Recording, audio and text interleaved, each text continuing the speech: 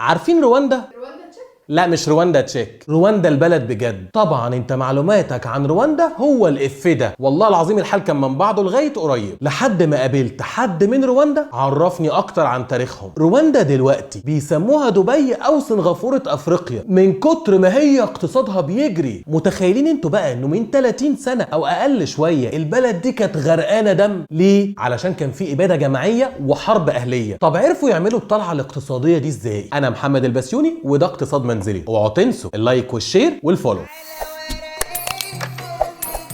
تعالوا الاول نرجع لسنه 94 ونشوف ايه حصل، وبعدها هقول لكم ليه رجعنا، بس كملوا معايا الفيديو للاخر. سنه 90 قامت حرب اهليه في رواندا بين قبيلتين اسمهم التوتسي والهوتو، وفضلوا مقطعين في بعض لسنه 94 زي ما قلت من شويه. وجت قبيله الهوتو اللي هي اغلبيه هناك عملت اباده جماعيه وتطهير عرقي للتوتسي، وخلال 100 يوم مات حوالي 800 الف بني ادم من التوتسي، ده غير حاجات بشعه تانية كتير زي الاغتصاب مثلا. وسنه 2009 انا شخصيا قابلت واحده من الناجين دول، واللي حكت لي كل اللي حصل معاها ومع اهلها، لانها كانت برضو من التوتسي. وقتها ما كنتش اعرف اي معلومات عن رواندا. طب تفتكروا بعد اللي حصل فيهم ده والحرب الاهليه والاباده الجماعيه ينفع يقوم لهم قومه؟ افتكر، وده اللي حصل فعلا. كمل معايا بقى وانا احكي لك كل حاجه. في اوائل الالفينات رواندا بدات تلم اللي اتبعتر منها وتلم نفسها وتفكر في مستقبلها علشان العجله تدور والاقتصاد يمشي والناس تعرف تعيش، واللي هربوا لاجئين يعرفوا يرجعوا بلدهم تاني. وبداوا يعملوا خطه علشان التنميه الاقتصاديه ويقضوا كمان على الفقر، وسموها رؤيه 2020. وقالوا هو احنا محتاجين نعمل ايه علشان نوصل للهدف اللي احنا حاطينه سنه 2020. خد بالك الكلام ده سنه 2000. من اول الحاجات اللي بداوا بيها هي البنيه التحتيه، علشان بعد الحرب ما كانش فيه اي بنيه تحتيه في البلد، ده غير الدمار اللي كانوا هم عايشين فيه برضه بسبب الحرب. فبنوا بيوت للناس تعيش فيها وطرق للناس تمشي عليها، وبداوا كمان يشوفوا الناس اللي اتبهدلت في الحرب دي ابتدوا يدوهم تعويضات كمان. ده عن طريق ايه؟ عن طريق القضاء، وبدا يحاسب المجرمين المتسببين في جرائم الحرب دي. وما فيش بعدها بشويه بسيطه راحوا ينظفوا حاجتين شبه بعض بالظبط، انا بسميهم كده. ايه هما؟ الفساد والزباله اللي ماليه البلد. ده غير ايه بقى؟ ورقه وقلم واكتب ورايا. قال لك الناس مش متعلمه، علشان كده هنخلي ربع الموازنه العامه بتاعتنا للتعليم. ولو تفتكر من شويه قلت ان في ناس كتيره بيوتها راحت في الحرب وان الحكومه بدات تعوضها، فبنت لهم اسكان مدعم، وعملوا تحالفات مع الدول اللي جنبيهم او الدول المجاوره لو انت عايز تسميها كده، علشان يجيبوا استثمارات اجنبيه في البلد. ده غير انهم كمان علشان في فلاحين عندهم كتير ابتدوا يساعدوا الفلاحين، وخلوا كل فلاح لا مؤاخذه يتملك بقره، بشرط اما تولد ياخدوا الولد بتاعها يدوه لعيله تانية عشان الكل يستفاد. احلى حاجه بقى ان الحكومه ادت البلد يوم اجازه في الشهر علشان الناس كلها تنزل الشارع تنظفه، واللي مش هينظف هيدفع غرامه. ومنعوا العربيات كمان تمشي في الشوارع في ايام محدده في الشهر. وبقت رواندا في وقت قصير من اقل الدول في مؤشر الفساد في افريقيا، والعاصمه كيجالي بقت